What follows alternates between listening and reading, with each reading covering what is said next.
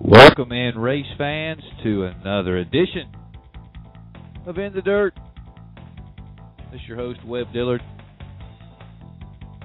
Still tired from Magnolia.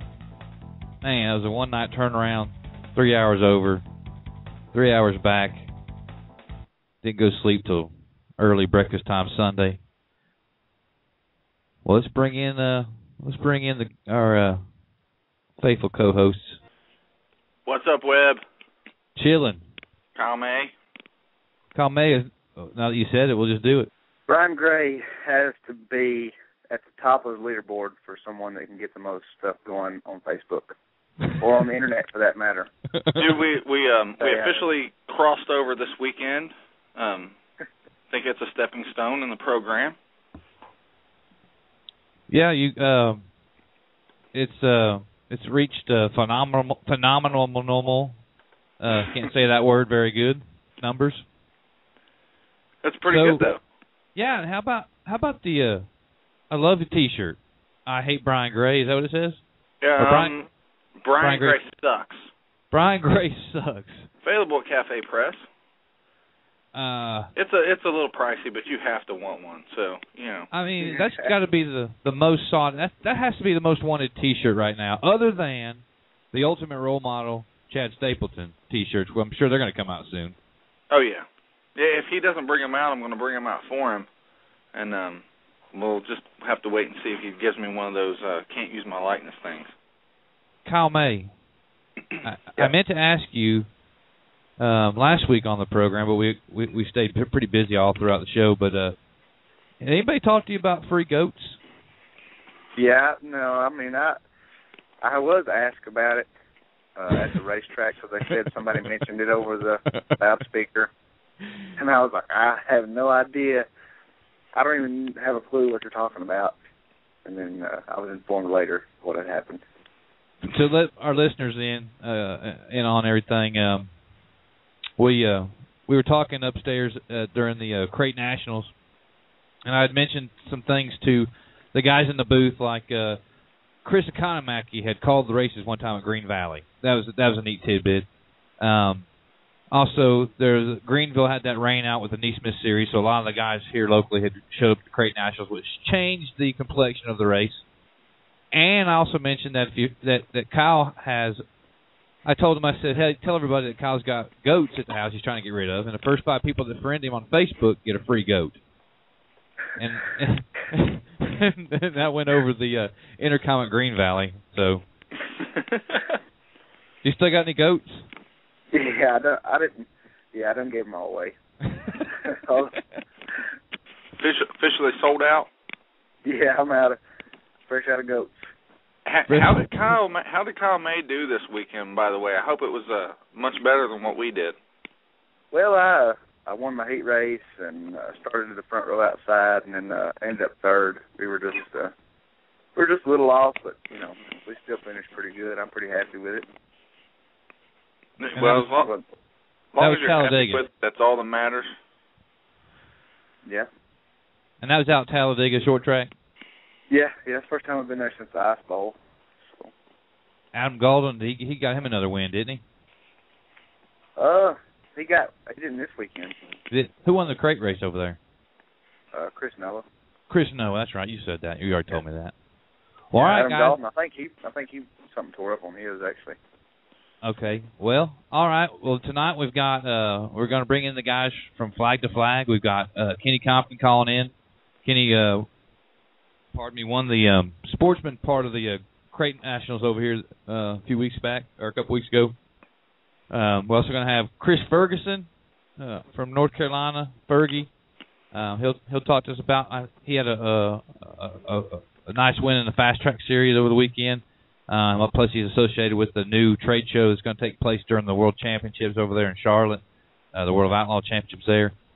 Plus, we're having Chris Cheek from Lomax, North Carolina, and also Brian Ruhlman. He's a big winner this past weekend over, I guess, Moeller, your neck of the woods there, Brian. Yeah, Brian Ruhlman, I wouldn't say that he dominated the show. He pretty much led the whole thing, but, man, what a chase he was getting from these guys running behind him. The locals over there was pretty awesome. All right. Well, before we get to our guests, we're going to go to a new segment. It's called In the Dirt Around the Nation. So y'all sit back. We got announcers calling in from all over the country. Takes about 5 or 6 minutes to listen up. In the dirt across the nation. Hey, race fans, Chris Steppen with the Cedar Lake Speedway, New Richmond, Wisconsin, calling. A couple highlights from the weekend here. It was our third night at Cedar Lake in 2012 in the NASCAR Late Model Division. A.J. Diemel was the victor. He was piloting a Jimmy Mars house car, and he actually beat Jimmy to the checkered flag to win his first of 2012. 20-year-old Clayton Wagaman with a thrilling last corner pass on 7-time and defending track champion Craig Thatcher won the open wheel modified division. Jeff Heinz won our pro stock division for his first career victory at Cedar Lake. Ryan Olson was the victor for the third consecutive night in our NASCAR Midwest Modified Division. And Brent Volz, the winner for the second night in a row in our new 4-cylinder Hornet Division at the Cedar Lake Speedway. This is Ben Shelton, owner of Mid-South Racing and MSR Mafia Marketing Services.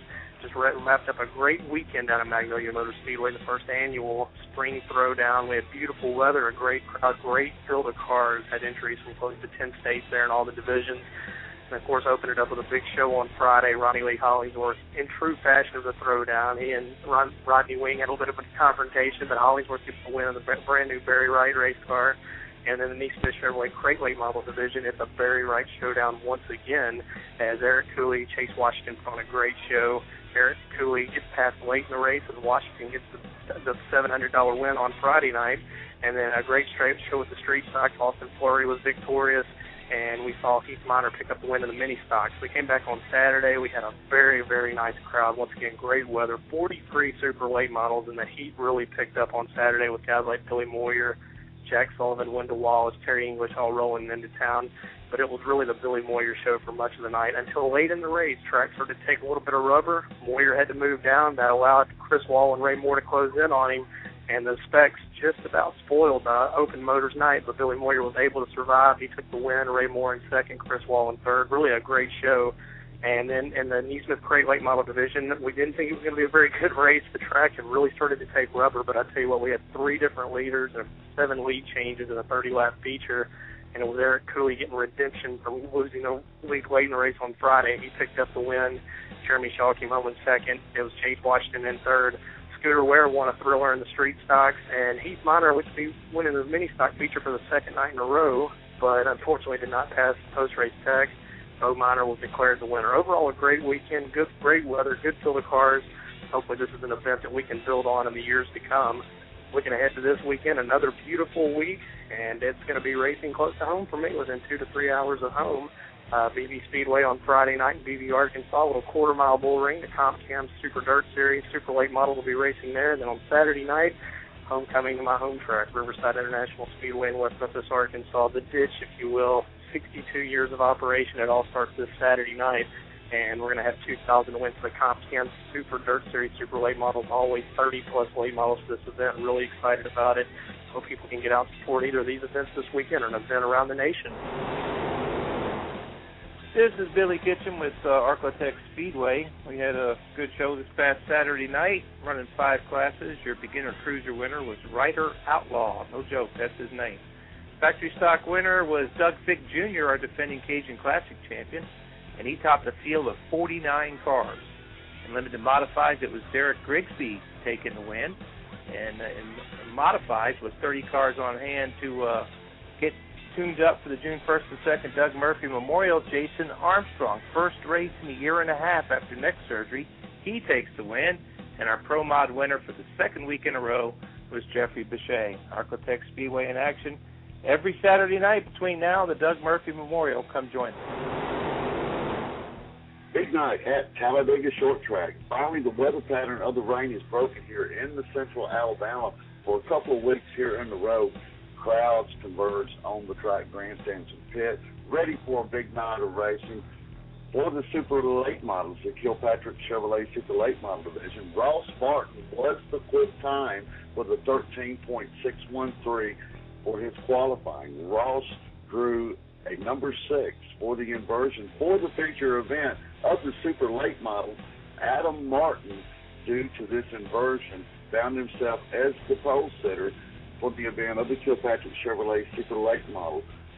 Adam dominated the entire event. Ross Martin started on the third row outside and worked his way up to the third place position when the checker flag came out for this 30-lap event. Todd Watson of Chillersburg, Alabama, took home the second place winning. Chris Noah in the crate late model division took home the first place winning. Joe Nugent took home the first place winning for the sportsman division. In the open wheel modifieds, it was their first week back after 2 weeks off. Lakeitha Skinner took home the first place winning. Scott McWhirter had 2 in a row for the Thundercar division. Andy Davis was back in the street stock division, taking home the winnings. And an early birthday present is earned by Brent Gowers in the Dorsey Supermarket Hot Shot Trophy Dash. Make your plans to be at Talladega Short Track on Saturday night, April the 21st, featuring full racing program. You can find all the details at TalladegaShortTrack.com. Hello, everybody. This is Larry, Fat Boy Thompson, the track announcer at Greenville Speedway here at Greenville, Mississippi. We're proud to announce that we brought back the modified division here at Greenville Speedway. Clint Mastron and Alan Brown put on a real good show this week in the modified division. We run super late model class each and every week. Doug Chawat was our winner this week. Bo Gordon was our second place winner. And Lamar Furr out of Hollandale. We call him the Hollandale Hurricane. But the highlight on that was Doug Schwann, the DA car, and the M&D Aviation car in the victory circle this year. I believe he's got his program back on track as he just dominated the class this week with about a half-track lead over second-place finisher Bo Gordon and Lamar Furr. Folks, we had 18 Neesmith Dirt late models for our first night. This was our first night of racing here at Greenville Speedway. Mark Tice, the Avon Assassin, travels the National Series, finished in the top 5 in points in the National Series last year, backing home to take the inaugural win of the 2012 season. Once again, folks, we appreciate you tuning in to In the Dirt, and we check back with you next weekend. Once again, this is Larry Fatboy Thompson signing off for Greenville Speedway. Oh, one more thing, let me tell you, visit us on our website, www.greenvillespeedway.net.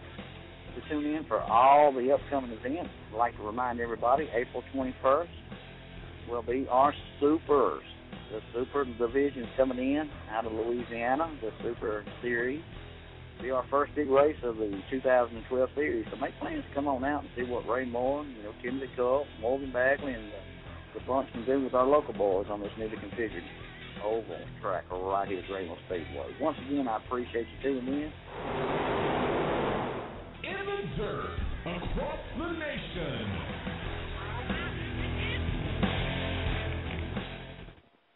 What do you guys think of around the nation? In the dirt around the nation. Pretty cool. Sounds pretty good to me.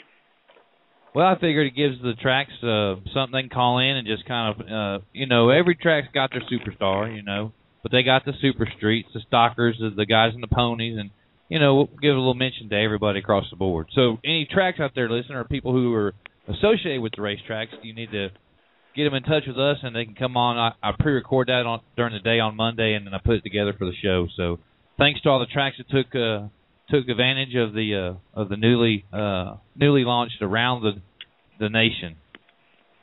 Now coming to the program, first time on In the Dirt from Bland, Virginia, Mr. Kenny Compton and Go Kyle. Hey, Kenny Compton, I know you are definitely one of the top drivers around this area and around up there. I'm sure you're a super late model / crate late model / stillhead / open wheel modified driver. Just tell us about your program and what you got going on. Well, last year we did a little bit of that class deal. We ran for the championship in it, and I wanted to run it again this year, but it kind of took away from my son a little bit, and his go-kart and, stuff. So I decided, this year was going to just hit and miss a little bit and try to go on and make some money and some other things and try to hit the big shows and a little bit of variety package, in the open, if it be an open wheel or a crate car or steelhead or super, whatever, it may be. that way I can have a little bit more time to race him a little and do that. You came to the Bama Bash and had unloaded 2 cars. I know you were strong all weekend. I believe you won the Sportsman or Steelhead and finished top 5 in the crates. And then you came back for the Crate Nationals and won the Sportsman event again, which was 10,000 win, and finished, I believe it was 3rd in the crates again. Both in Bloomquist cars. What are your personal thoughts about the Bloomquist stuff, and what's your relationship with Scott Bloomquist and his team? Well, I love the cars. Scott's been a great help to me, and as far as if I need to know something, he's there. I can call him. He calls and checks in as well. And the car seems to be a pretty good fit for me so far. I like it real well, pretty much everywhere I've ever had it. I'm still learning, a lot. I think we all are, we're not learning something every day, we're doing something wrong. But, right. The cars are great. I love them. It's like I say, Scott's, he's been great to help and that aspect of it. And we're just going to keep tinkering with them and see if we just can't, improve our package all the way around with it. And just keep driving and see what we can get out of it. I read on the internet where you had won a feature event in open wheel this past Friday night. Where was what track was that at? That was at my hometown track there in Beckley, West Virginia. It's a little 3/8 mile they have there.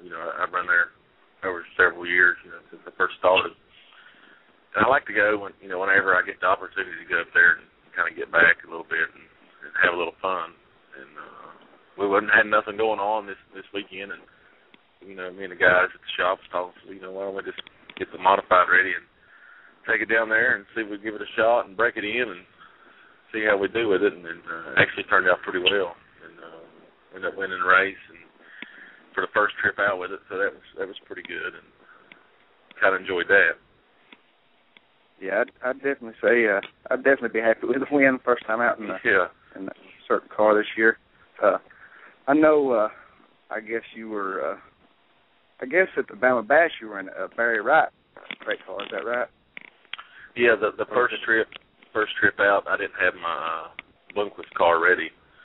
Scott actually was a little late on getting my car ready. He was a little behind on some of his cars and things he had to do. So I had Barry's car that I'd had from a couple years ago, and we just threw it together. It actually stayed together for the last 2 years with the same motor and everything in it. And I went ahead and run it, and then Scott got my car ready. So we went ahead and took it apart and, the motor and all that stuff and put it straight in Scott's car and took it back to the Nationals. Yeah. I know. I think you won the Bama Bash in that Barry Wright last year in the crate, didn't you? Or am I mistaken? It was the year before. We won it the year before, and then run second last year. And then we won it this year. Yeah, he ran second to was it Jason Hyde, I believe? I believe it was the number 1 car. I can't remember what that fellow's name was. Yeah, Jason Hyde. That's Jason Hyde. Yeah, I remember now. Yeah, real nice fellow. He's a pretty good guy. I got to talk to him a little bit. We raced hard together, and it was actually a good race. I just come up a little short on. Now, go ahead. I was going to ask you, out of all the different style cars you drive, do you have a favorite, or is it just all racing?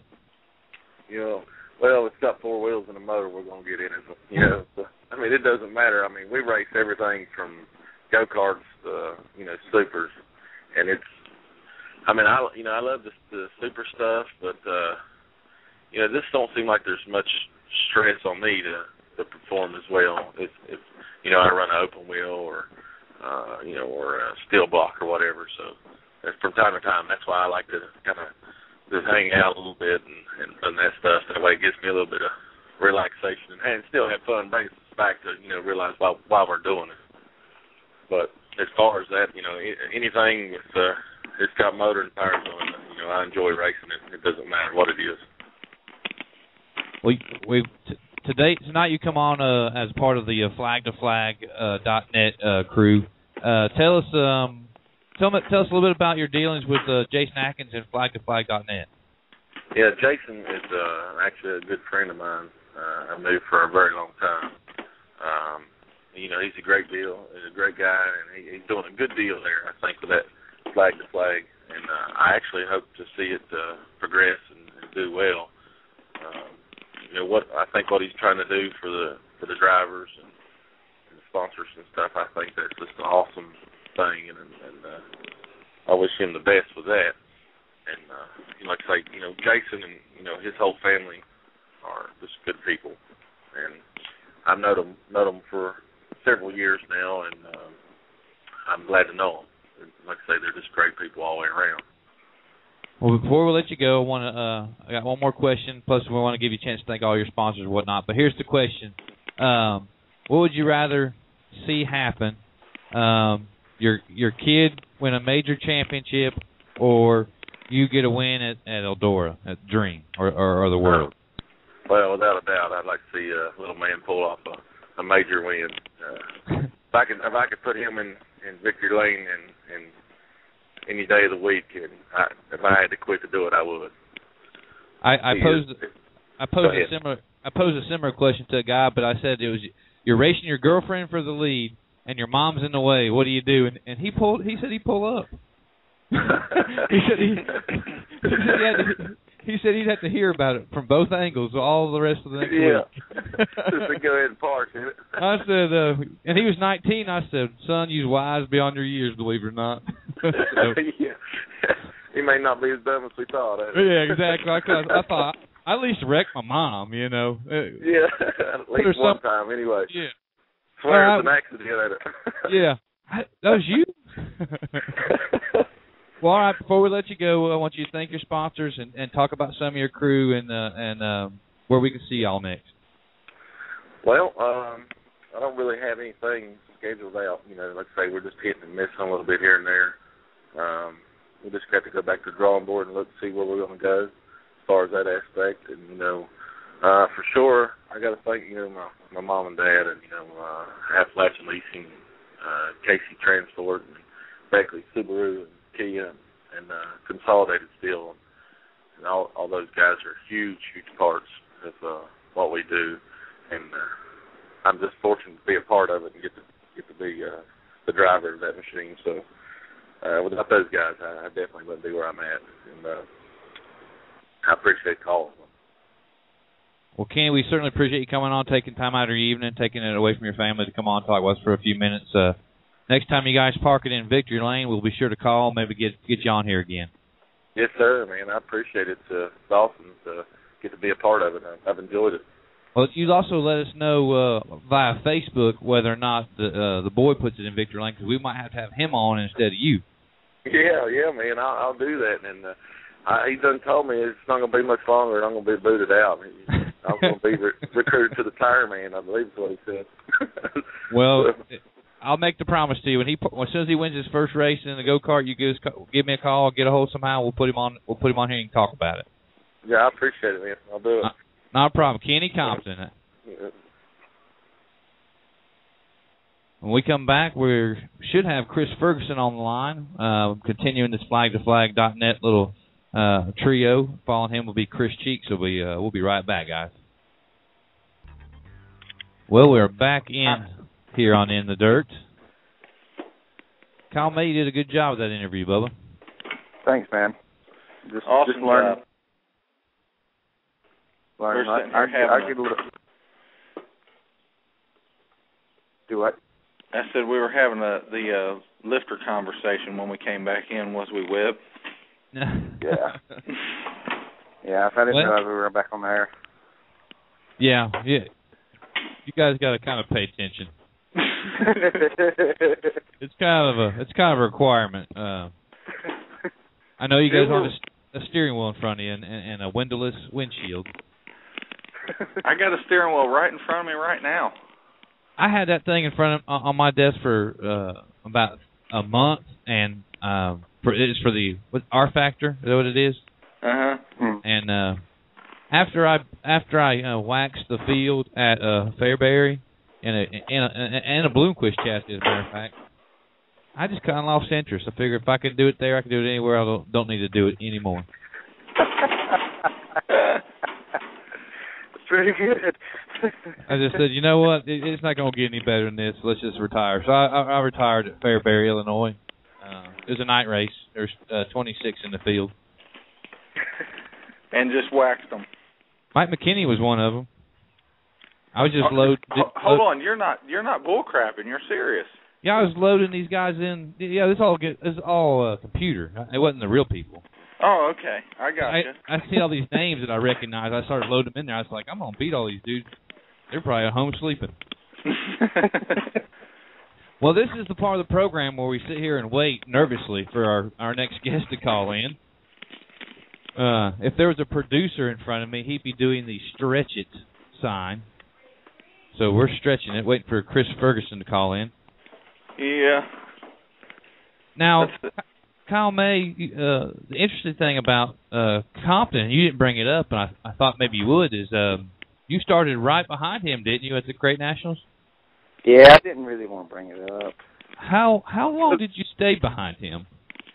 Probably just, we lined up in the pits, and then we rolled around the track about 3 or 4 laps to get warmed up, and then I was behind him until the end of the race. Actually, he was behind me at one point, I think, but it was while they were lapping me. I think that's what happened. So the Blue Goose just had no juice. Yeah, it had a little, but it was kind of a, it just wasn't full of juice like it should have been. Not like they were. No, full-on juice wasn't happening that day. No, it sure wasn't. And Brian Gray's been having some problems lately, and one of the questions that was posed on 4M, which 4M is where all the cool kids hang out. Yeah. It was said that how did the great Brian Gray do?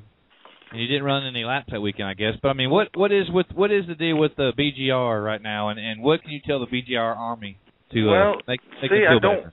I don't have all that. I don't have all that R&D underneath us, so we kind of tried some stuff from what I knew in the past, and let's just say that I haven't quite determined if it was a defect in the part or if it was a defect in the engineering. Who's the engineer? Oh, that'd be me.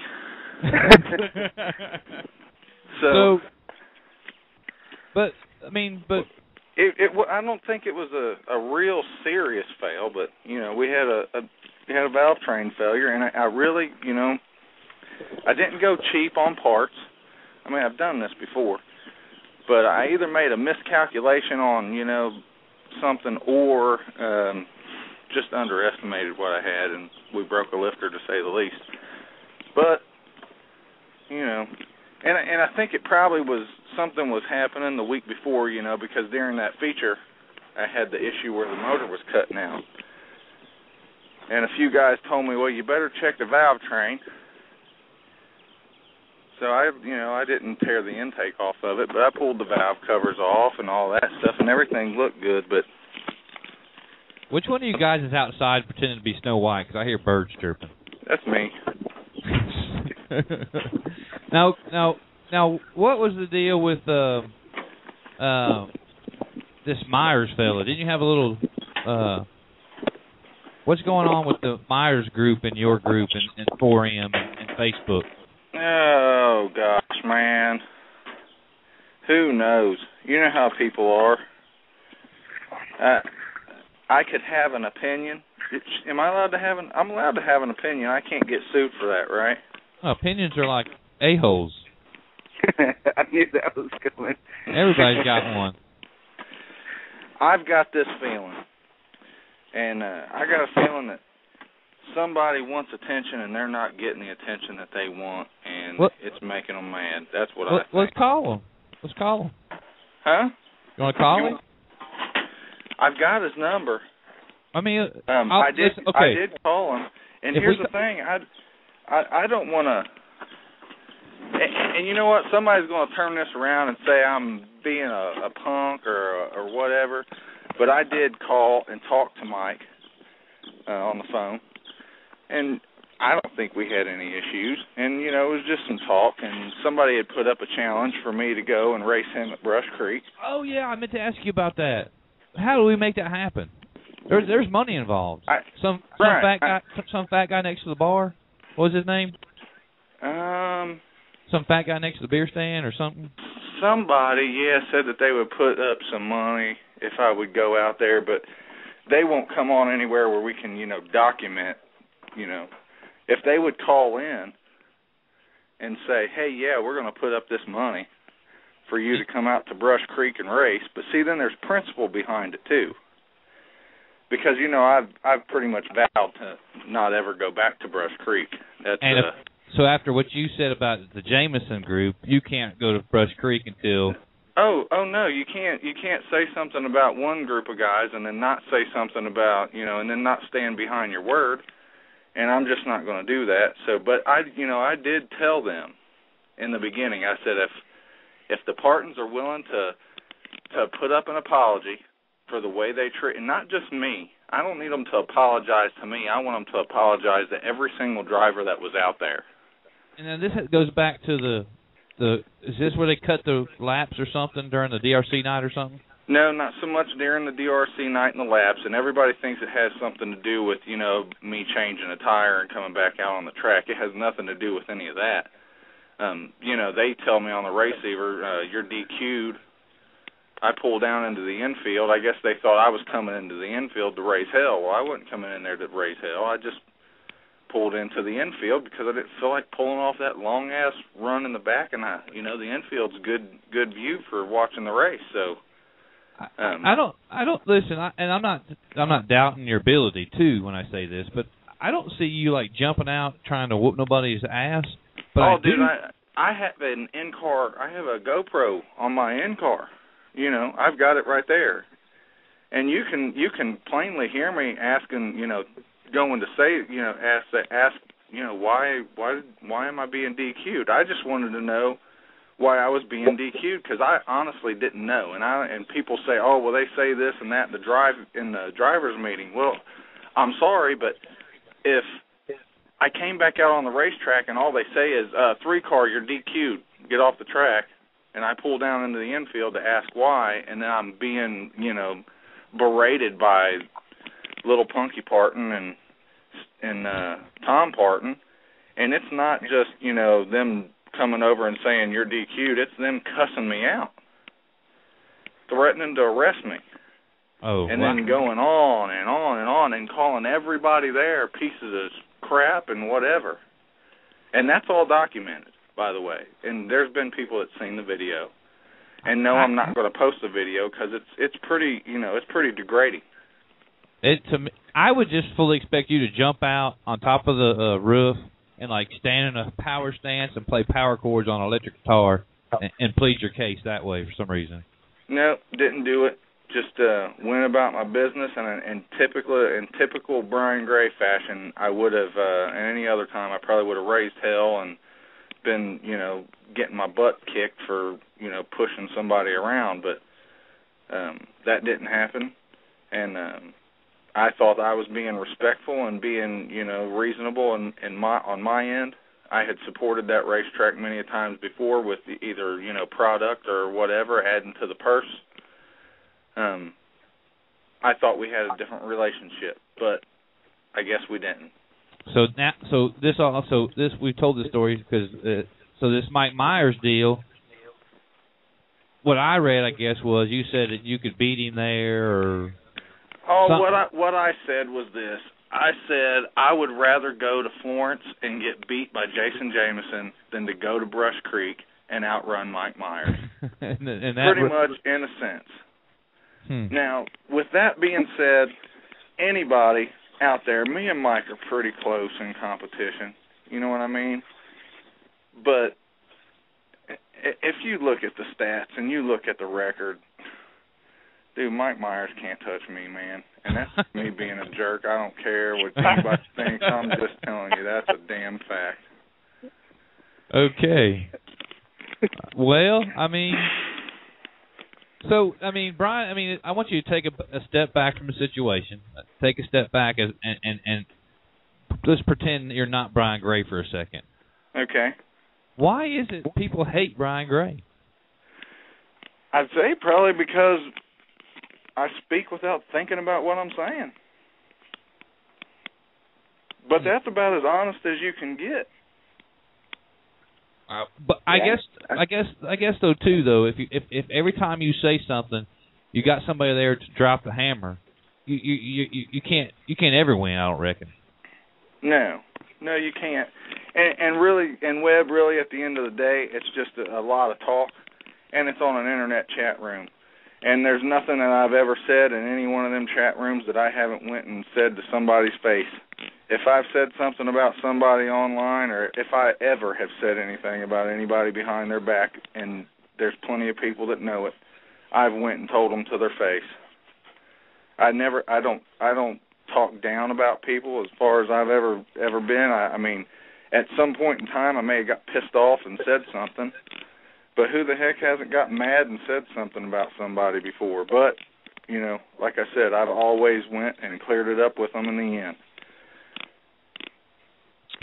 Well, yeah. Did you happen to read? I got on there and got to read some comments, and I have to say that Brian's mom and sister are very supportive of Brian.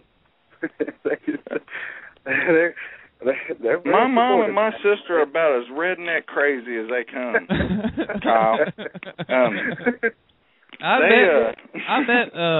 met Mom Hollywood, and she's a real sweet lady. Well, my mom has gotten me thrown out of. I've never gotten kicked out of a racetrack on my own merit. It's usually been because of my mother. That's the truth. If I've ever got banned from somewhere or kicked out or whatever, it's usually been because she went over raising hell with somebody over something. When we were running modifieds, it was horrible because, you know, go watch a modified race, and you'll know what I'm talking about. There's quite a bit more contact, I think, in the mods than there is in what we do now, just because of the cars that you're driving. So, yeah, Mama gets a little uptight and gets a little upset and ready to fight a lot easier than anybody else I know. Well, certainly, you'll cause enough stir the rest of your racing career that you'll be remembered, and that's part of the ball game. You want to be remembered, whatever you do, whether you do it well or don't do it well. At least you'll be remembered, you know. Yeah. So, but what are these people they calling in and hanging up? Call in, hang up. I haven't seen anybody call in yet. Oh, I'm watching the board light up, and I keep wanting to go and see who that is.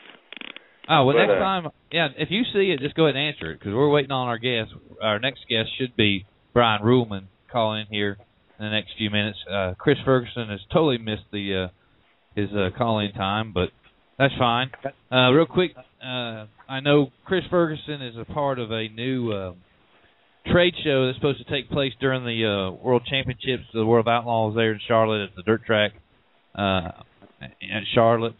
So we'll try to get him back on and talk about his affiliation with that. And it's the first season they're going to have that show. It's only one going on during that time frame. Kyle, what's next for the OMG 56 car? What do you guys got going on next? I guess we'll probably go to Green Valley for that 1,000-win thing they're having this weekend. You know, they're running like every 2 weeks instead of every weekend, and they're paying the 1,000-win crate, 1,000-win steelhead, and then 2,000-win super. So, you know how close it is. It's hard to pass it up. Yeah. Did you guys figure out? Have you guys figured out what went wrong at the Crate Nationals? Obviously, you guys ran a little bit better at Talladega this past weekend, but did the car give you any clues of what went wrong at the Crate Nationals? I mean, it's just a mistake in calls, you know, as far as setups and you know, tires and spoiler and that kind of thing. And you know, we went to Talladega, and after hot laps, you know, it's hard to judge after hot laps anything, but in my opinion, but we just tightened the car up a little bit, and then I won my heat race by a pretty good bit, and we didn't touch the car before the feature, and and down there, and we ended up being decent, but we just wasn't where we were supposed to be. And it's kind of R&D just to see what's happening, and we just went down there just to see, just to see where we were, and it's just one of them things. It's part of it. But yeah, I mean, it's just a mistake in a call, and nobody's really to blame. Now, you guys, of course, you grew up around Green Valley and Fort Payne, and you've got, what, 4 races? Well, 3 1/4 races under your belt at Talladega Short Track? I'd say... You didn't last long in that one race at the beginning of the year at the Ice Bowl. Counting last year's races, I probably got about, counting this race and last year's races and the Ice Bowl, probably about 5 or 6, I guess. So not many. I mean, last year was the first time I'd ever been on it. A couple of times right at the end of the year last year. Then the Ice Bowl, which, like you said, lasted about 4 laps. Yeah. And then so we just went down there this weekend. Which track do you prefer? I mean, I know you went up to Winchester this year, but what's your favorite track around here anyway, around Northeast Alabama and beyond? Well, all right, looks like we've got some people on. Let's see here. I don't know what happened. It went dead. Brian Gray, you back with us? I'm here. You there? Yeah, it looks like I got a whole board full of people now. Yeah, that's what I've been back there trying to figure out who's what and where and putting them in the... I think I hung up on Kyle. Okay, so we should probably go to Mike. Did I cut Mike. Kyle off? You cut everybody off. Oh, crap. I didn't know what had happened. So let's go to this one first phone call from your neck of the woods. Do you want to? Dude, I'm ready for whatever you want to do. All right, okay. Welcome to the program, and I hope he knows that he's on. Mike Myers, you're on live. If you don't want to talk, hang up. If you do want to talk, just stay on the line. So how are you this evening? I'm pretty good. You? I'm just trying to stay busy and live the dream. I can't race, so I report on it. So you're familiar with my co-host Brian Gray, and you're the guy, one of the guys to beat at Brush Creek, and he made a disparaging comment about, and you know what he said, I know what he said, everybody out there. How do we get him back to Brush Creek and a match race? There's people's been putting money up on 4M. How do we get a match race against the two of you? Well, I guess he has to show up. I mean, the reason match was brought up was because he gets on the computer, and I don't really understand it, but I mean, he's got an issue with Jeff Alsop. He's got issues with Chad. He's got issues with Tim Carpenter. Tim Carpenter's just out there trying to learn, and, he wants to badmouth him and tell him he shouldn't be racing, all these other things. Hold on, Mike. I've never, ever told Timmy Carpenter that he shouldn't be racing. I've never badmouthed Timmy ever once. So that's wrong. Okay, I've never badmouthed Timmy Carpenter, ever. Okay. I may have talked. Get out of everybody's way. He should just get out of his way and all this, everybody's way and everything like that. What you're referring to is Okay, Mike, I want to do you a favor. I'm gonna mute Brian. Brian, I apologize for muting you. Don't get mad at me. But Mike, I want you to explain to our listeners what the deal is, why people have such a hard time getting along with Brian Gray. I don't know. I actually thought we were buddies. I don't necessarily agree with all his little games he plays on the computer and everything, because myself, I don't like that kind of attention. I'd rather just go race. If people wants to talk about me, good. If they want to talk good about me, that's great, but, I really don't care. I just, I go to race. My family enjoys it. And this guy, he gets on there now, and he's got problems with Stapleton. He's got problems with this guy and that guy. And now he's got a problem with me. And I never knew we had a problem. Anytime that I've seen any kind of issue, I've always state my mind. And, if people like it. If they don't, they don't. But, he gets on there and makes these statements, and then he involves me. It looks to me like he's calling me out. Well, that's how I took it. So, he says he won't come back to Brush Creek, so I said I had $500 that says he can't beat me there. He said that, he says he beats me, and looking at his stats and my stats, well, I'm nobody. I go race to have fun. I have won a feature, only one. I've won a lot of B-mains, and I've probably won a handful of heat races. He always, every time somebody gets on here and asks him what he's done or this or that, he always steers clear of it. I haven't seen him do anything. Now, that's the only thing I've ever said about him.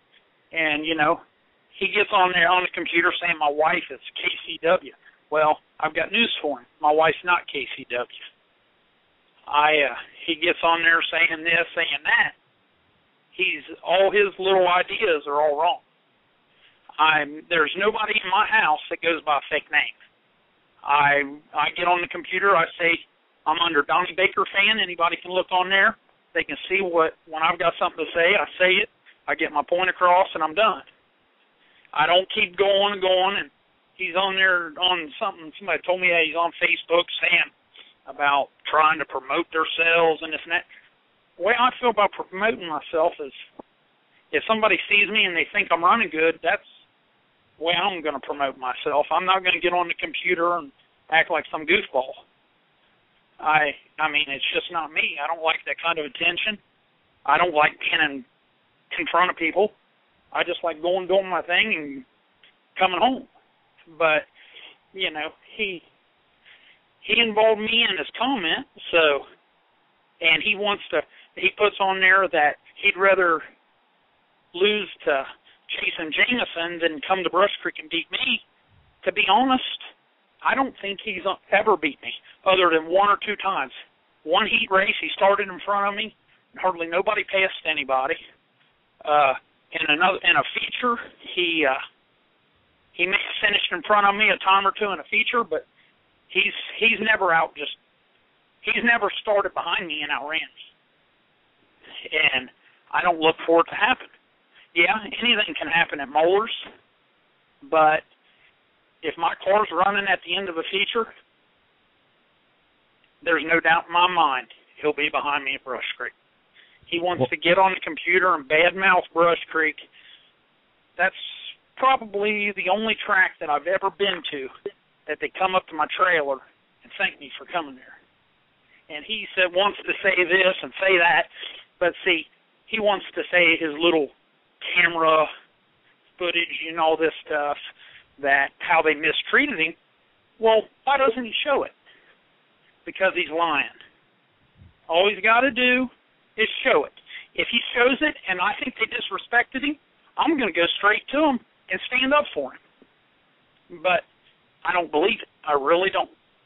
Well, Mike, I appreciate you sharing your side of things with us here on In the Dirt. And before I let you go, because I got some guests on hold, I just want you to thank some of your sponsors and some of the guys that help you guys run week to week there in Ohio.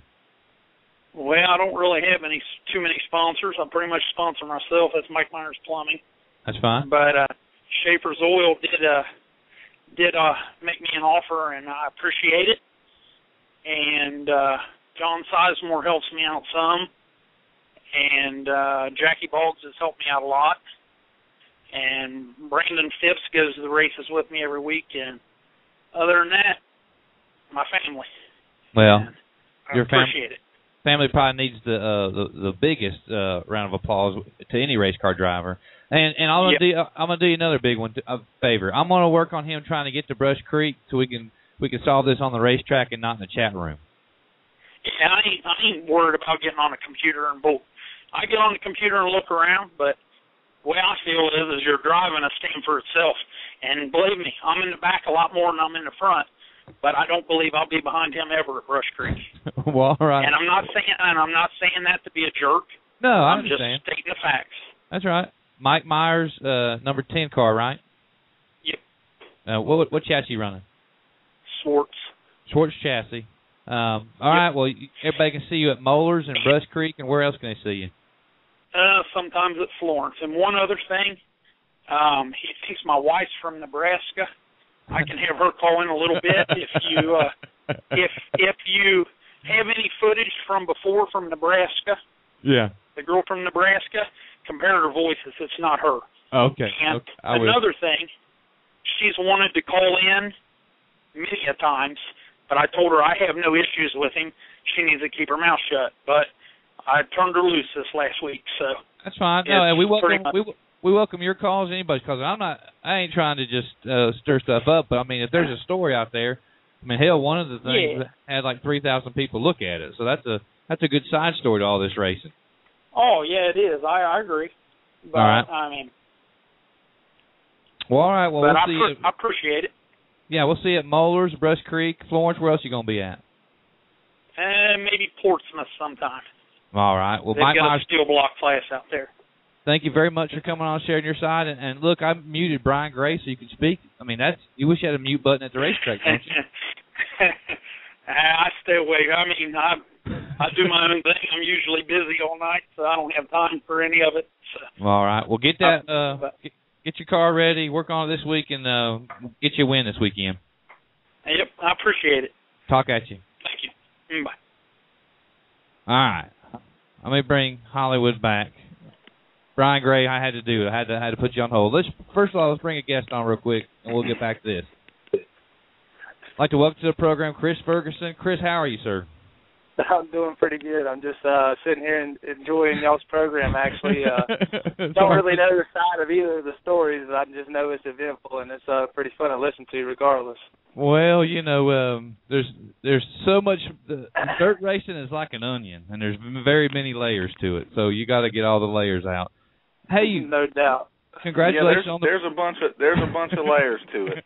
Chris Ferguson, that's my co-host. And I know that Mike's still listening, Webb, but I'm telling you right now, I'm no liar, and he come out and called me a liar.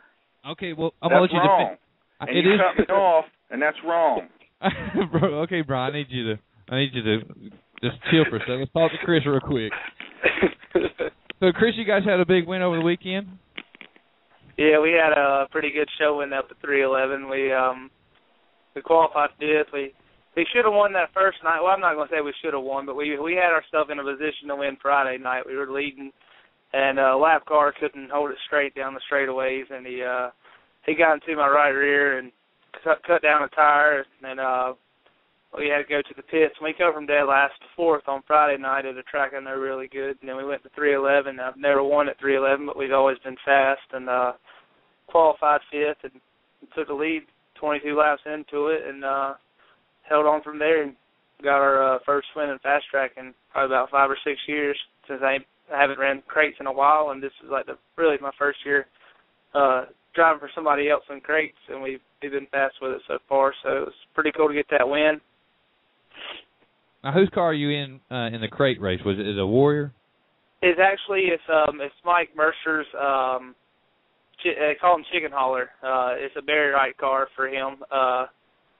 I usually just show up and drive, but here lately we've been keeping it up for him, and kind of, you know, my brother's been crew chiefing on it, and you know, we've had some good runs with it. Like I said, we ran second down at Screven. We started 15th and finished second at Screven in it, and that was the first race. The second race we were leading at Thunder Valley or Cleveland County Speedway, and had a flat tire at the first fast track race, and then we won this past weekend. So it's a pretty fast car, and it fits my driving pretty good. But you know, I enjoy the Warrior cars, but you know, that crate car runs pretty good too. Now, are you guys going to be following the Ultimate Super Series in your neck of the woods, or are you just going to do hit and miss? What you guys got planned for 2012? Well, we're mainly going to hit and miss. We won that series last year. We had a lot of success on it, and but unfortunately this year they had a race on top of Eldora, and you know, we like to go to Eldora every year, and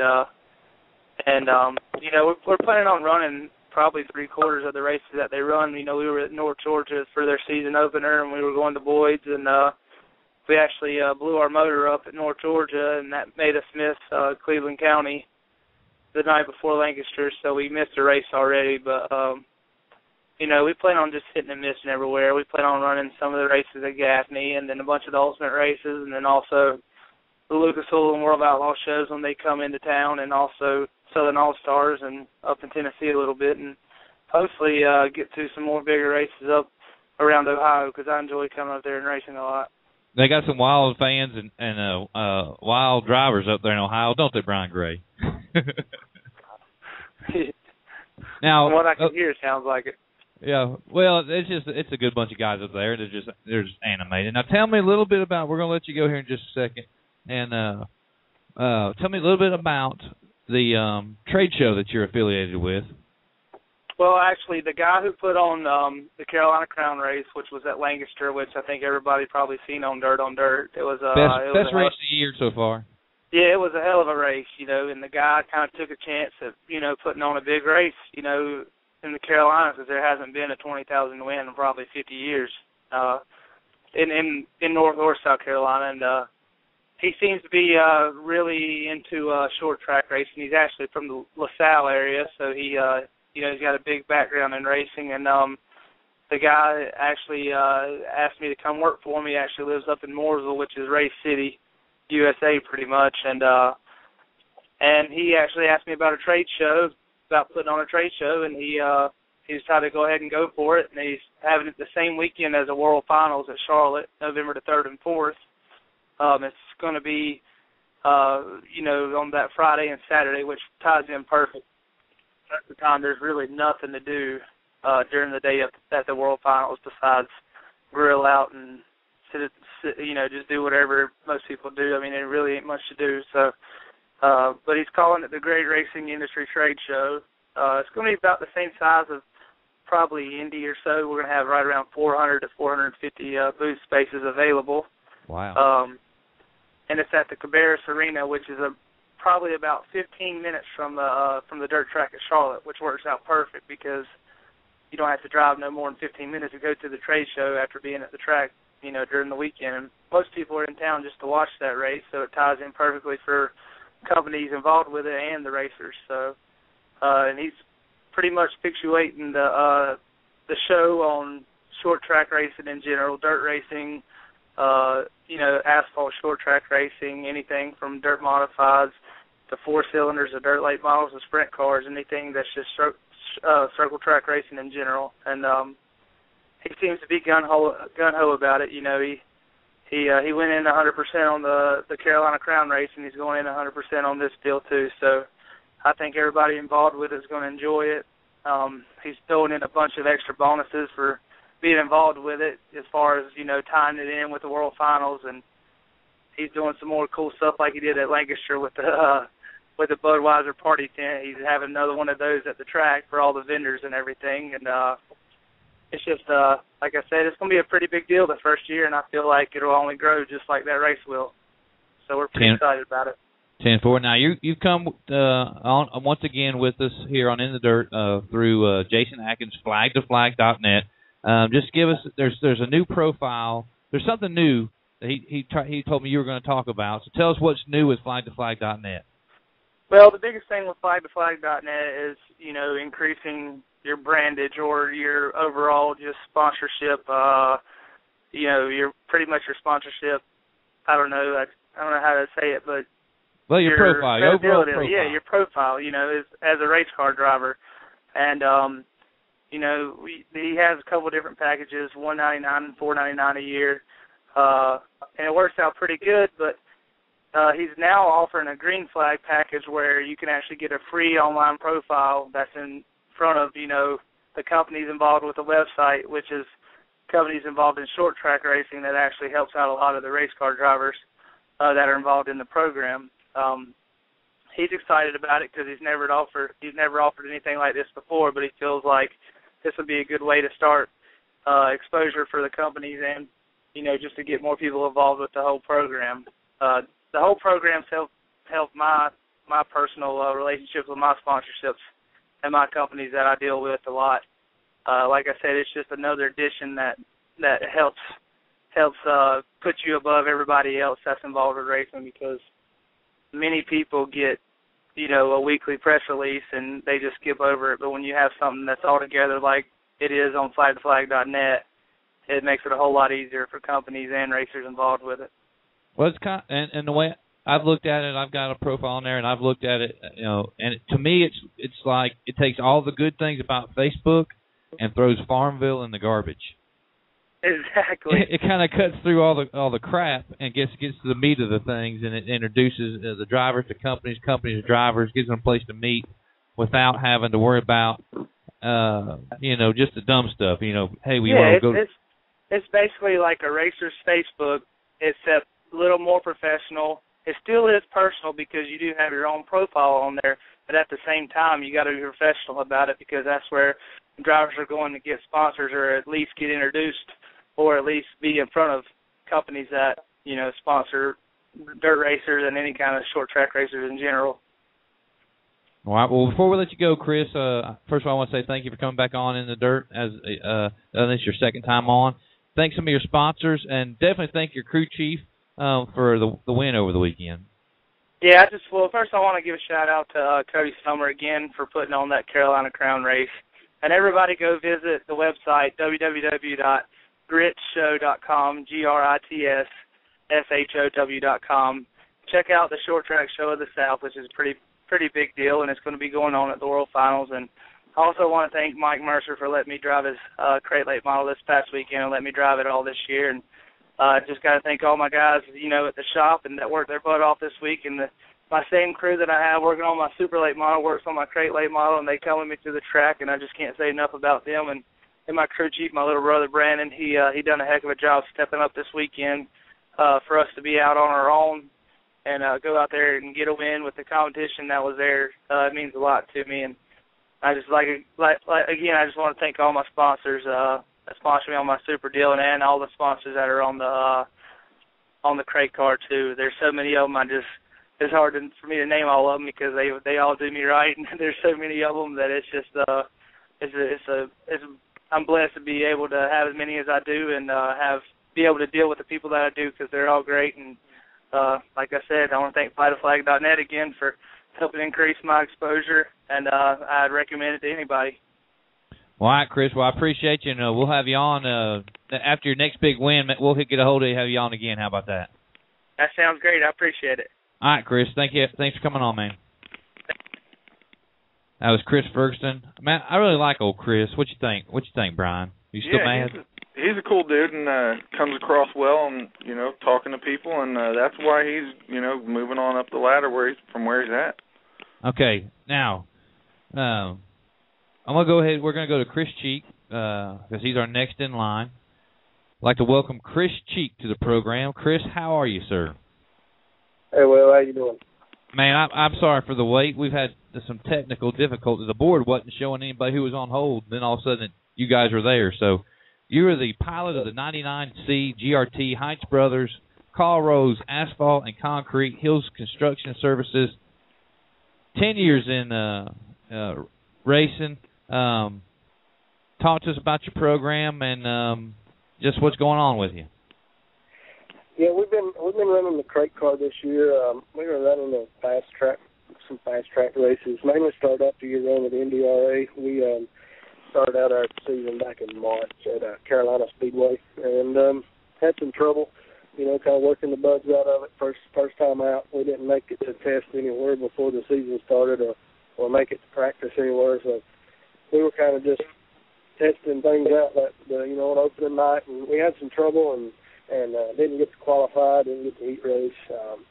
Ended up taking a provisional from where we finished in NDRA points last year for the road show, and so now we started 24th that night, worked our way to 12th, and I was pretty proud of the guys. They stuck with us, and it's easy to hang your head and get disappointed when you're playing on the two-night show and trying to do something like that. But we bounced back. We came home with a first finish there, and a couple weeks later we went to a normal weekly show at Friendship Speedway, and we took down the win there and got our first win of the year.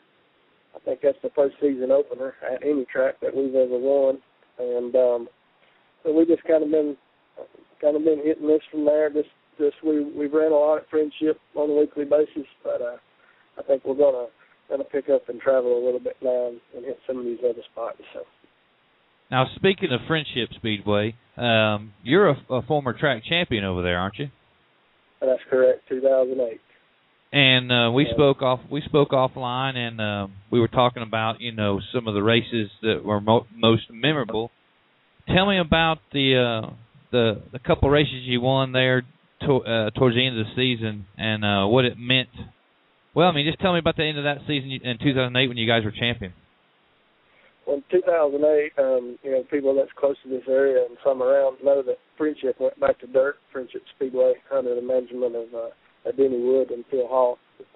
They put dirt back on the asphalt. There's asphalt under the dirt there. It had been asphalt since 1998, I believe is correct, somewhere right around in there. And decided to go back dirt racing, and that brought us closer to home. We've been driving, several hours every weekend to go travel somewhere to race, and we came back to Elton and made that our home track in 2008 and decided to run for the points championship. And we did pretty good all year. We stayed on top of the points pretty much from the beginning. We were second a couple times, but we pretty much led the points the whole year. And a couple of races before the end, we had some engine trouble. We had a couple of parts failures. Some things happened. We had 2 or 3 DNFs, and it dropped us back down to second, actually third in points with 3 races to go at the end of the year. Points were pretty tight. I don't think we were separated by 50-some-odd points going into those last 3 races. And I was pretty down and out, pretty depressed, and, we'd ran all year long and stayed on top of that thing. And now, here comes the monkey. He's going to get on our back with 3 races to go. And I was pretty down and out, and I said, guys, I don't know what it's going to take, but I think we've lost this thing. And my brother come up to me one night at the shop, and he said, look, it's what you got to do. He said, do what you've been doing all year long, and you got to win the rest of the races the rest of the year. And I said, you think we can do that? We haven't won one up to this point. And we were leading points, but we still hadn't, took that win in 2008. And it was getting, almost to the end. And I said, well, we'll just do that. Let's just go win the rest of them. And we got our stuff together and got it fixed and repaired. And we won the third to the last race. We won the second to the last race. Me and Tony Hicks were battling pretty tight-neck battle there for the points championship. Tony had won one in the past, but he wanted one pretty bad. Everybody wanted that track championship the first year back on dirt. And so we won the third to the last, the second to the last, and then going into the last race, I had to finish 6th or better, which is pretty, if you think about the Cup guys and some other dirt series and stuff, when you're going into a 24-car field and you got to finish 6th or better, you need to just plan on winning the race, because with that many good cars there, you just never know. And so we went in, and, as the way it worked out, big fast track race coming up in 2 weeks. This is our last points night. Everybody shows up to practice for the fast track race. There were like 30 cars signed in that night. So we qualified, and I think we qualified somewhere around 10th. And we went out, and something to keep in mind, too, average car count in 2008 for Friendship was 24 cars on a weekly basis. That's a pretty good amount of cars for a weekly show. And, there was people going home, 5, 6, as much as 7, 8 people didn't make the show, on a weekly basis. And so we had to finish 6th or better going into the end. And we had sat on the pole 6 times in 2008, but hadn't won the 2 weeks prior to that. Well, that put us back on top by 15 points. And we battled probably halfway through the race, and we was about 8th, 10th. Just seemed to be Tony was 3 or 4 cars ahead of me, so, pretty much time to go. And ended up at the end of the night, we finished 5th and, locked the championship up, and we came home. Friendship Motor Speedway. Now, you got a pretty impressive list of sponsors with the Heinz Brothers, and then, of course, the 2 constructions, the Carl Rose Asphalt and the Hills Construction. How possible would your racing be without these guys on board your program? It would absolutely not be possible at all. These guys mean so much to us. We can't thank them enough. We can't tell them enough. I know they get probably tired of hearing me say thank you, and I feel like I don't tell them enough. But Foothills Construction Services is my brother's business. Cheek Farms is my business and my dad's. We own the farm and work for my brother a lot during the week as well as try to farm, take care of the farm too. And so that's a big part of our racing. We got 2 family-owned sponsors there, and that really means a lot, and I think racing's a bigger part of their life as it is mine. Diego's Garage Doors on there, that's a good one that came on board with us last year. Carl Rose Asphalt Paving, Beamer's Custom Coating, Ladd & Sons Lawn Care, and I'll go ahead and pump him up a little bit. I'm just going to say best of friends and probably by far one of my best sponsors ever, as Heights Brothers Automotive with Steve Heights, and what he does for dirt track racing, asphalt racing, all forms of racing is amazing. If you've never dealt with Steve or Mike or Philip, Matt, all those guys at Statesville, of course the Concord store too, Josh and those guys down there, you need to look them up, give them a call. They'll give you what you need, or if they don't have it, they'll get it for you. And wonderful group of guys. Me and Steve's the best of friends, and he treats me like one of his own, and we think of him as actually his family. I mean, he's a wonderful guy, and that's where I get my crate motors impressions. We try to run them straight out of the box from Chevrolet till the driver blows them up, and then we get impression at Heights Brothers, and they do an excellent job. But all these sponsors, mean a lot to us, and more than they know. It would not be possible without their help. And I got a lot of good people behind me too, friends, crew. Most of the time we get several phone calls during the week. If it's not to me, it's to my guys on the crew or my family, and they say, where you guys racing this weekend? We want to go. And most of the time, even if we're 2.5, 3 hours from home, there's somebody from around home that's there, to watch us or support us and go with us, and that means a lot. And on the crew, I got, like I said, I mentioned my dad and my brother. My dad's Jerry Cheek, and my brother Shane.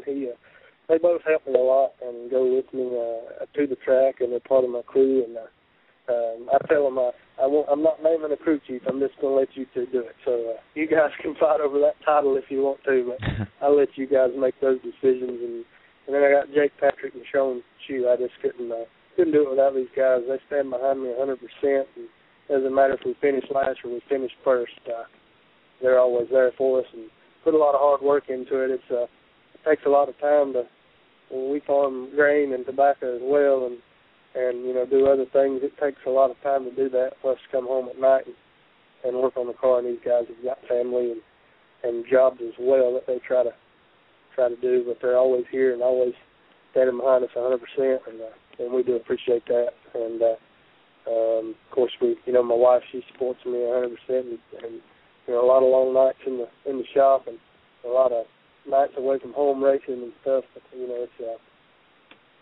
it's I tell everybody, a lot of people says, and I've stood in the pits many nights and looked in the stands and looked around, and I said, there's a lot of people that's in those stands and week in and week out, local tracks, big tracks, and they come and they support us. And I've looked around and I look at my guys and I say, a lot of people in those stands that would love to get the chance to do what we're doing and never do for whatever reason. But I'm very thankful that God's given me the ability to be able to drive one of these things, or try to drive one of these things. I should say it that way, and to have the success and be able to do what we do is just, I'm very thankful for that. And got a couple more guys on the car. We picked up a lot of help this year from RE Suspension and Donnie down there, and he's been great. And the GRT cars, Team GRT and Joe and all those guys out there, they've really helped us a lot. And we really appreciate all the help. And of course, Flag to Flag and Jason Atkins, me and him's been friends for years. And as a matter of fact, Jason was, I believe, the promoter in 2008 when we won the championship at Friendship. And he's been a lot of help to me, and kind of always been a shoulder there when I get depressed or get down or need a little encouragement. And his deal that he's got going is excellent. He gets a lot of exposure for the guys and myself, and helps us a lot with the marketing side of it as well. Getting involved with some people that you normally wouldn't get to meet, or or that would be interested in helping in whatever way. And, as a matter of fact, Veloster is one that he works hand in hand with. He's a partner. Brad down there has got a good deal going in suits, and Jason hits you up with that. As a matter of fact, my new one is supposed to be here this week, and we'll be having it at the track. So a lot of good people on the car, a lot of people that help, and it means a lot. Well, Chris, I certainly appreciate you guys coming on the show, and Jason's a buddy of mine. I love helping out him and all his drivers. Where can we see you at? And next couple of weeks, where are you guys racing at? I think with the things, everything, like I said, we're real busy right now on the farm, getting things ready for this year. But I think probably Friday night at Carolina Speedway, maybe Saturday night at 311. We'll be doing Lowe's, and Memorial Day weekend, I think that's an NDRA race on Friday night. We go back to Lowe's in October on a Wednesday night. I like doing those shows, NDRA and Fast Track both as well. They're very professionally run, and they treat us well. And probably most of our racing the rest of the year will be done at Carolina Speedway on Friday nights. Well, we certainly wish you the best of luck the rest of the season, and when you guys get a big win, we'll try to get a hold of you and have you back on, okay? Thanks a lot, and I appreciate you having us. No problem. Chris Cheek, 99, GRT, Heights Brothers, Calls Roads, Asphalt Construction, Asphalt Services, Hills Construction Services, and, of course, Cheeks Farms. Thank you, Chris. And we got the big balls coming on next, right, Webb? Yeah, we got the newest winner at Moeller Speedway, Mr. Brian Ruhlman. How are you, sir? How you doing, guys? Well, we got a little sidetracked in the middle of the program, and it pushed everything back, so we appreciate you guys waiting. Sorry for the long wait. Also, welcome to the program. Thanks for being patient, Brian. Yeah. We've really been looking forward to talking to you over this weekend, because I think the DRC actually did a video interview of you at the racetrack after the race too, which was pretty good. Oh yeah, they're pretty good guys there. Okay, so first, also welcome to the program, Mike Goins. He's the announcer at Moeller. So first, we're going to go with Brian. Brian, talk us through the victory there at Moeller Raceway Park. Well, we qualified decent and got into the redraw spot in the heat race. They were redrawn too, so we ended up redrawing the pole. So that that put us in the position to all we had to do is not make a mistake. And I wasn't sure how good we were going to be. There's a lot of good guys there with Jeep and Chen and Chamberlain and Jameson. Brian. So there's a lot of good cars there. So we were good in hot laps. That's about it. We just made our regular adjustments to the car and just hit our marks every lap. And Chin got up beside me there a few times in lap traffic, but the car was really good, so we were able to hold them off. I mean, was it when you got there? Did you just know coming off the trailer, or did you guys have to work at it the whole evening to get the car where you wanted it? Well, no, we this was actually the first night out for that car this year. We made a lot of changes over the winter. We had a new car that we brought out at Attica the week before that we had actually made some changes to before it had ever got ran, and the car ran really good there. So we had the same changes we did to our modified when we ran it out in Las Cruces and out in Kansas with the U.S. MTS guys. And so we kind of knew that we had kind of found something, and we just applied that, not only to the modified but to both the late models, and the car responded real well to it. Now, Brian's not you won over there in the modified in some of the races. Which events was that? I think it was one of the ALMS races that we'd went to, and we just brought the modified along to try and make a little more money. Well, for the haul. In fact, we had the modified in the trailer Friday night, but it looked like there might be some weather coming in, and with the new car, first race out on the car, we thought, well, let's just focus on on the ALMS deal, and we really wanted to try and get that deal going off, good right from the start, so we can try and contend for the championship with that. So.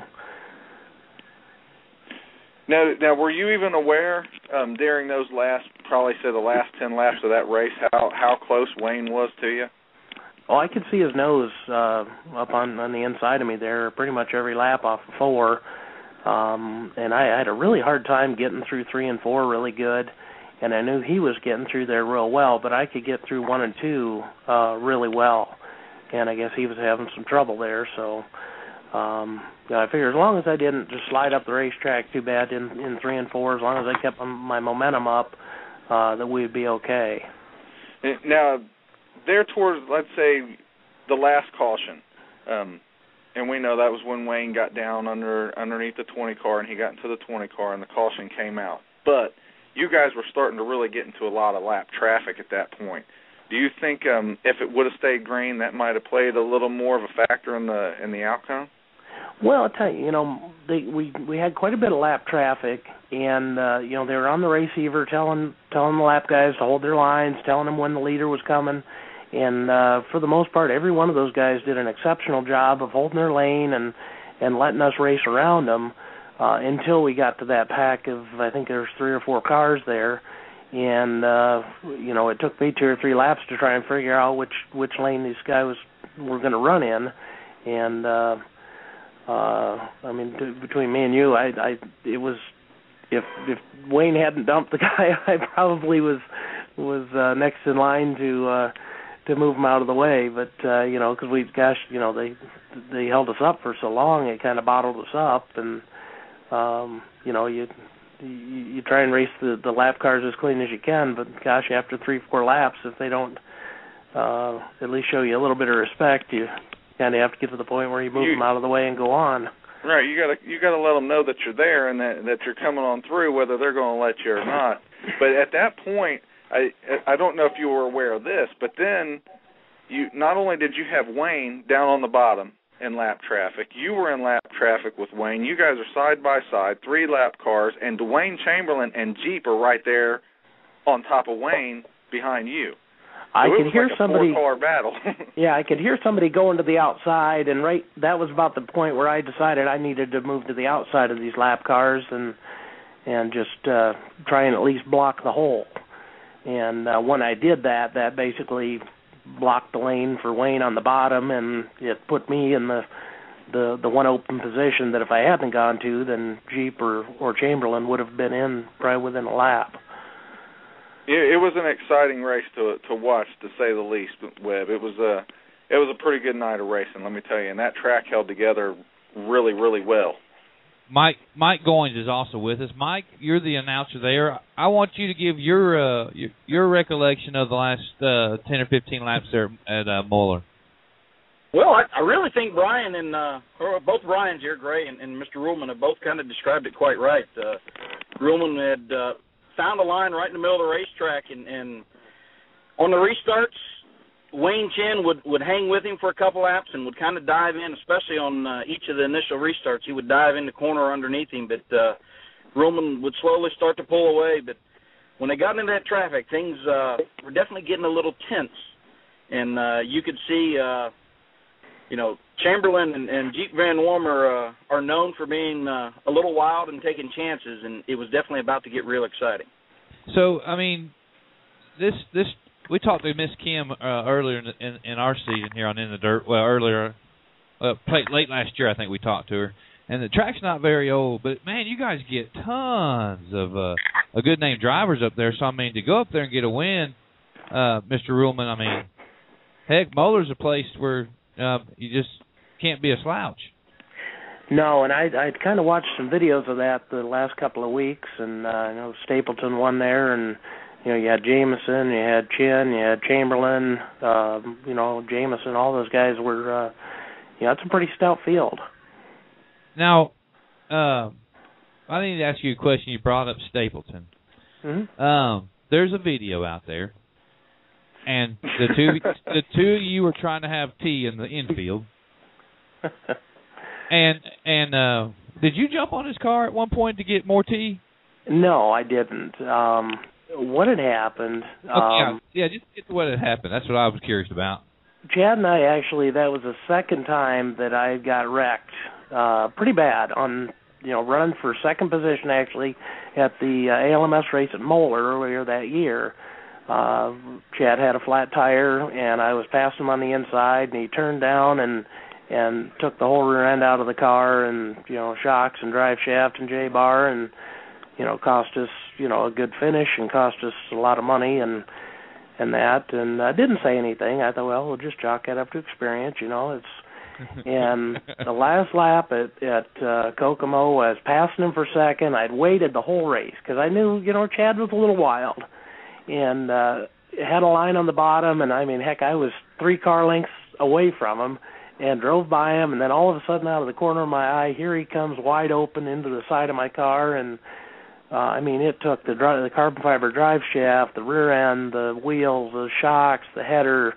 It tore up about $4,000 worth of stuff, not to mention we didn't have a second place finish now at that point.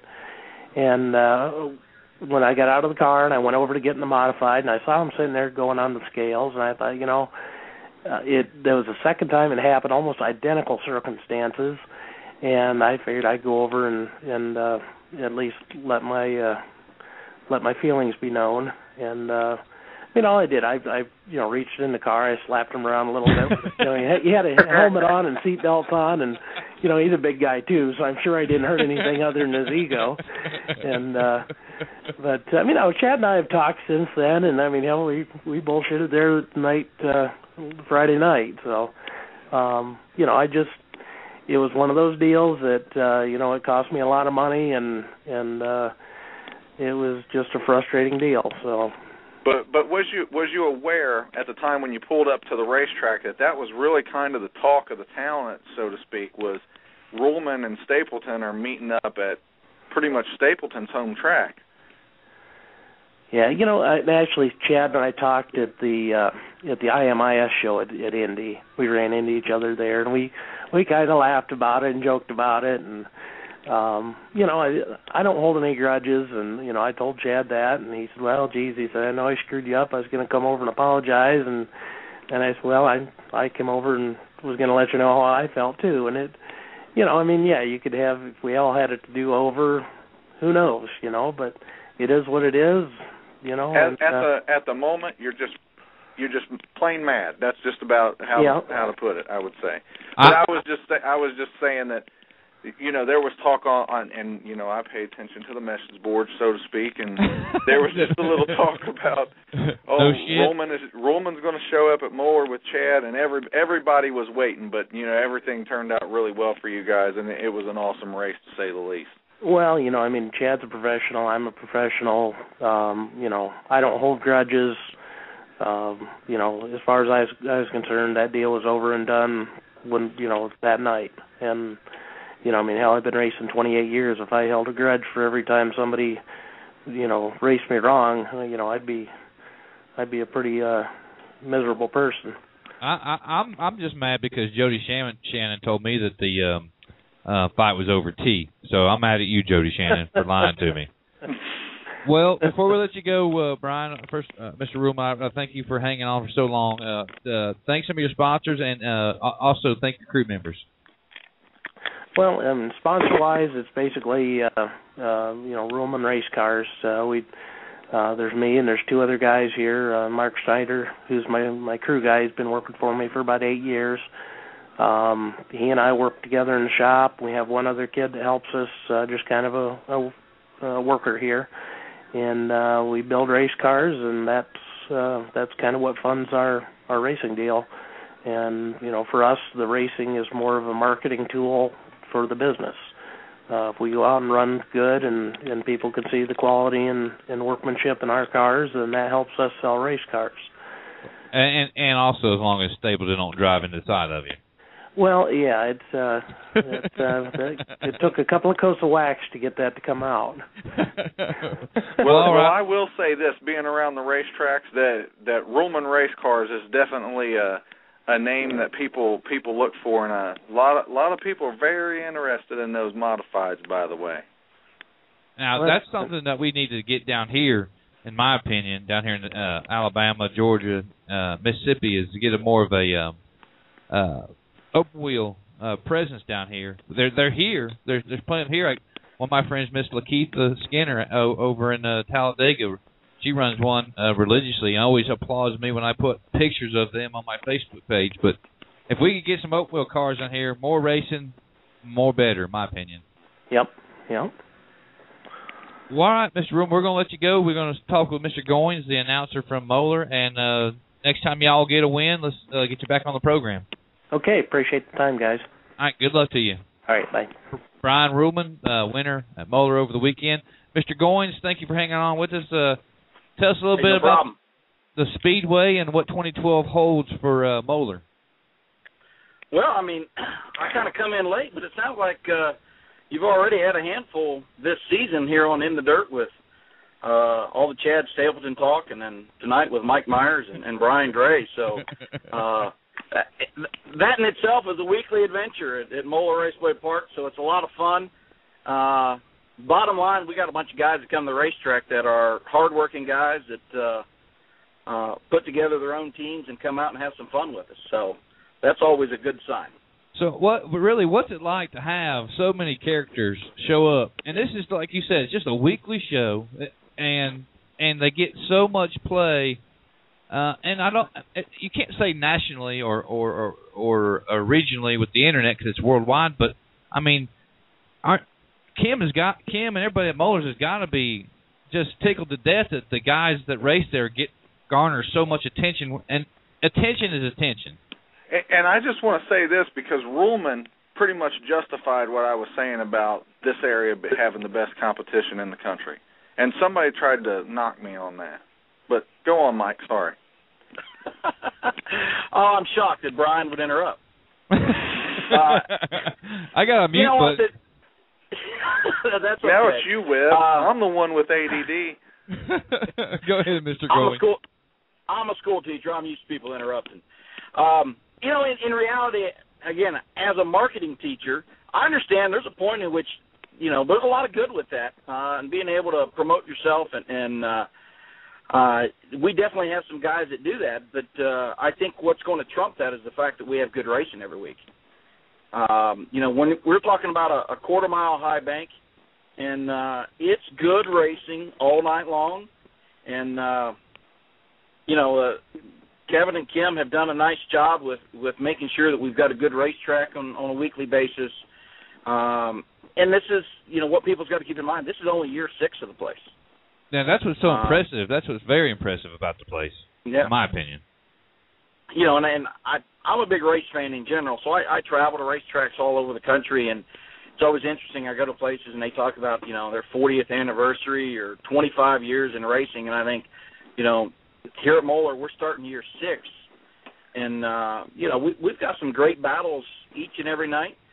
You mentioned the modified division.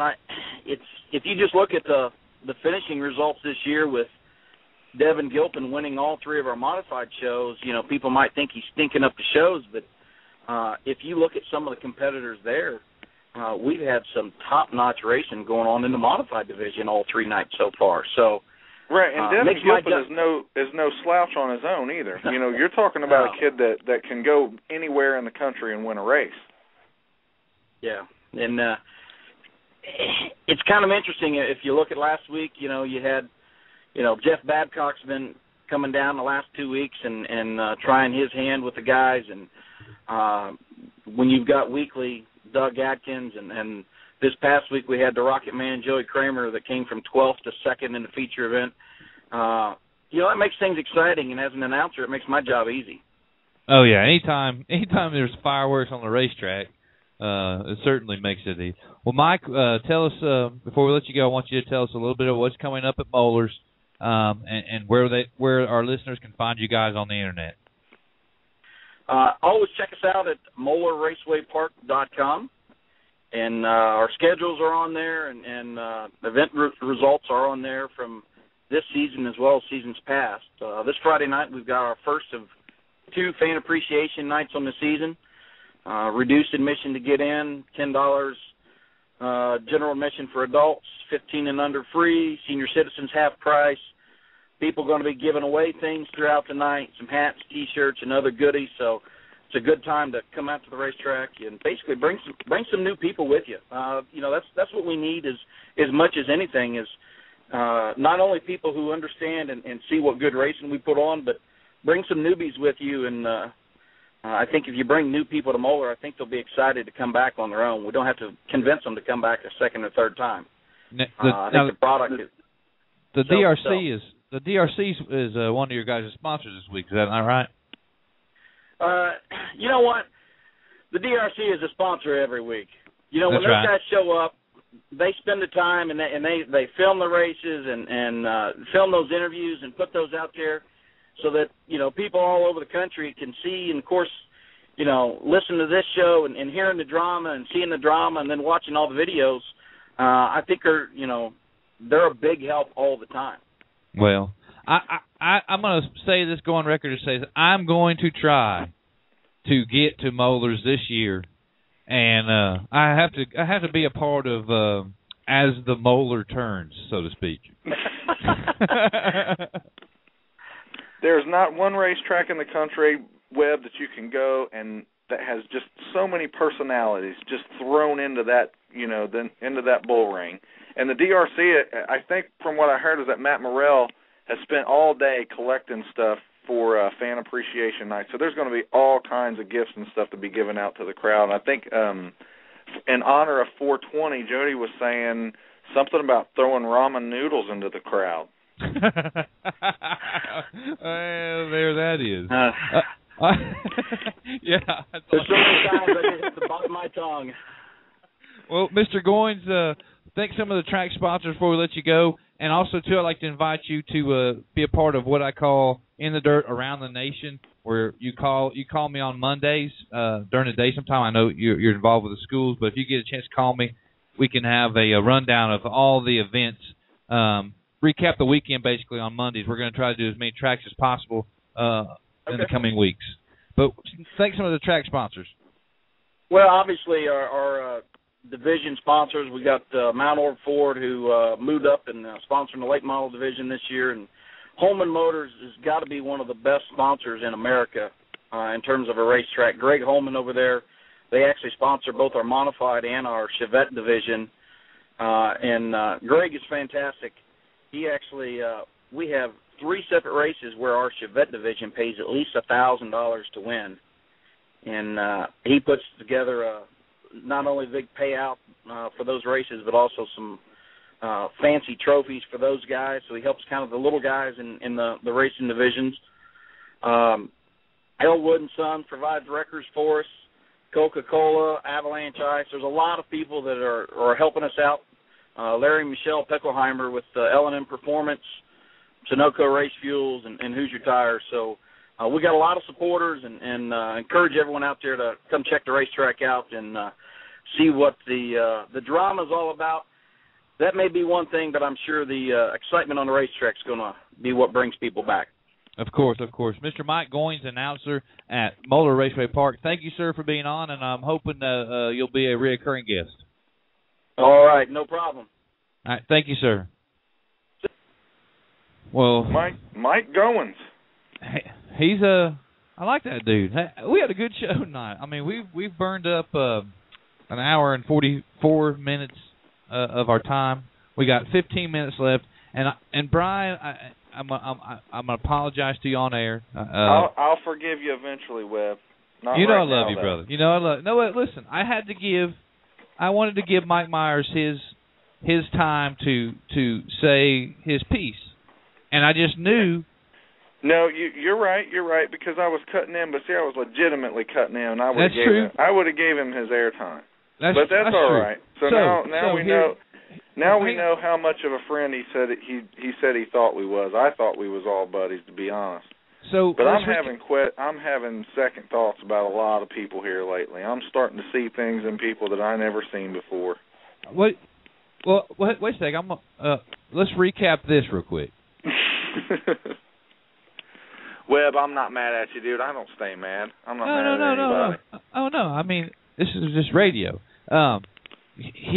he called you a liar. Right. Okay, so and it's easy to call somebody a liar, but you have to be able to back it up.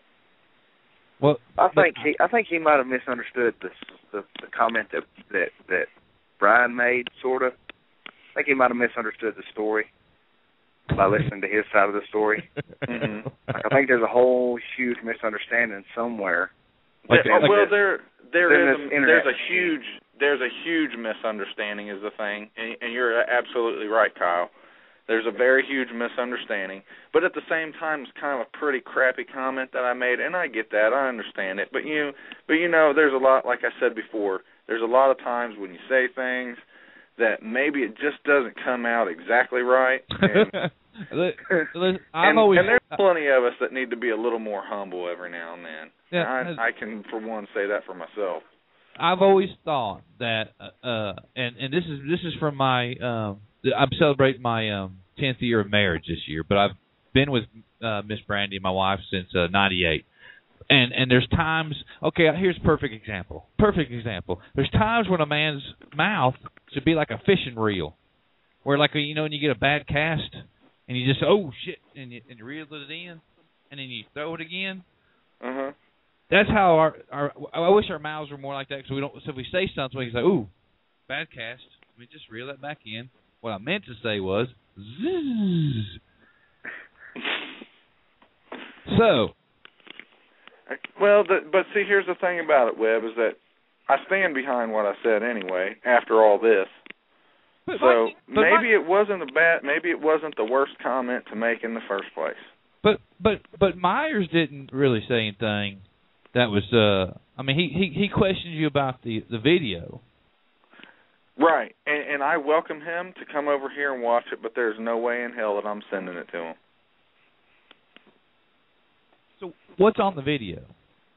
Is the disrespect? Pretty much Punky and Tom cussing me out for no reason, and then calling everybody else there a bunch of jackasses, whatever.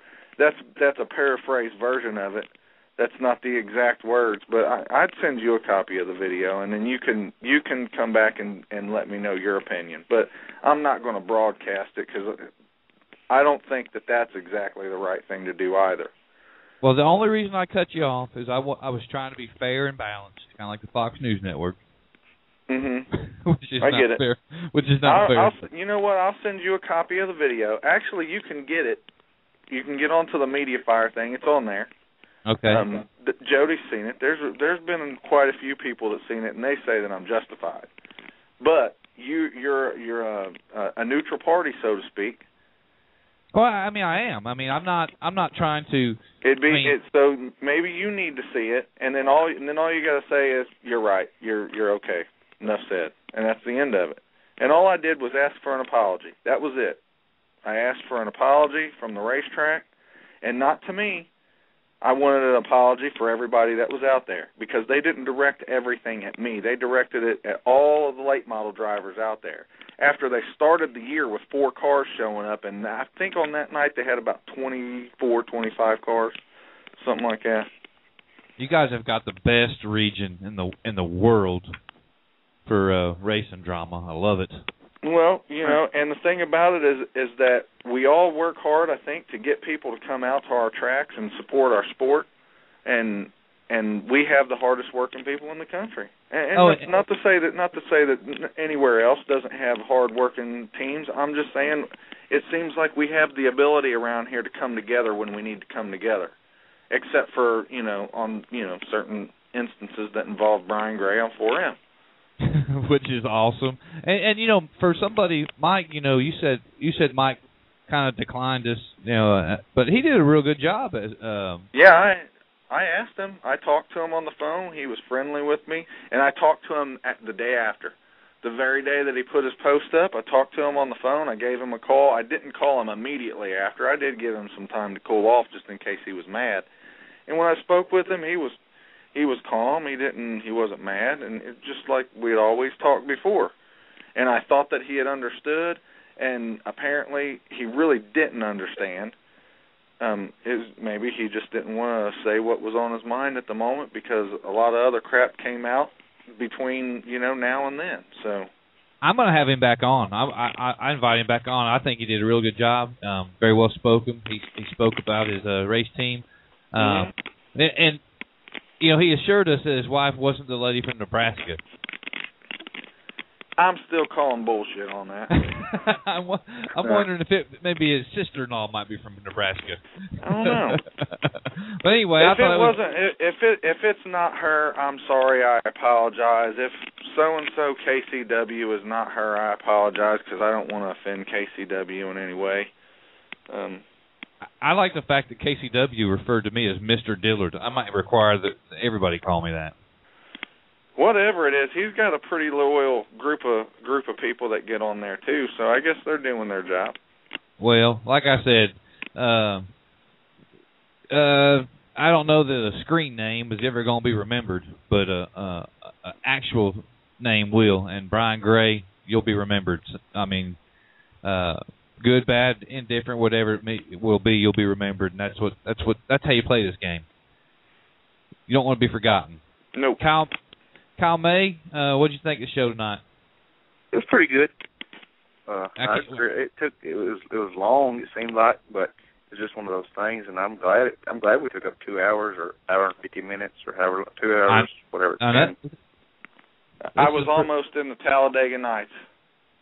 Car was good. Yeah, I got it. My hands were up in the air just now. I didn't know what to do with them. All right. Well, I'd like to thank all my guests for coming on this evening. I'd like to thank Kenny Compton for coming on.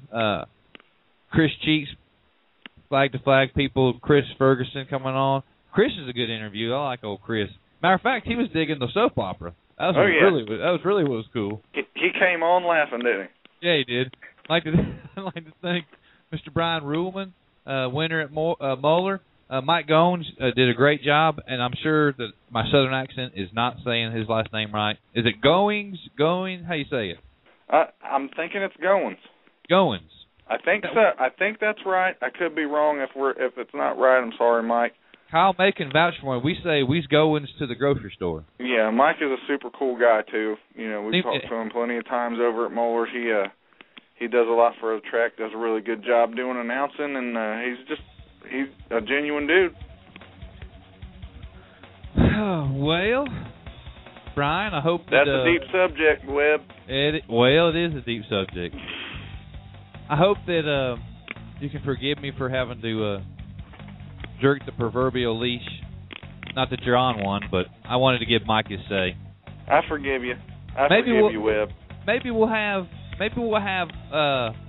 50 more thousand. I can't wait for that apology if he comes and views the video. I have to get that video and look at it. I need to work on getting you back to Brush Creek to have a match race. And he said himself on air, we've got it archived. He's got $500 on a match race. Yeah. So you get you a Saturday night special. I could use $500. That's right. Get you a Saturday night special, cheated up motor. You can't cheat them up. That shouldn't have been documented. You can, but I think you're allowed to cheat up tires over at Brush Creek. I didn't say that. But in match races, Kyle May, you make your own rules. I might have to call old Mr. Get some Dr. John's secret sauce and get me some of them tars with that on it. Did you just say tires like we say tires? Tars. I did. Tars with... But I said Dr. John's secret sauce. And tires down here in Alabama is spelled T-A-R-S. No, wait. Them tars. No, wait, I messed up. T-A-R-S. Tars. Tars. Well, all right, guys, we're going to shut her down as we have 6 minutes left on the junk blogtalkradio.com stream. Listen next week, where we'll have more as the Moeller turns. That's my soap opera reference. But we'll talk at y'all next week. You've listened to damn near 2 hours of In the Dirt.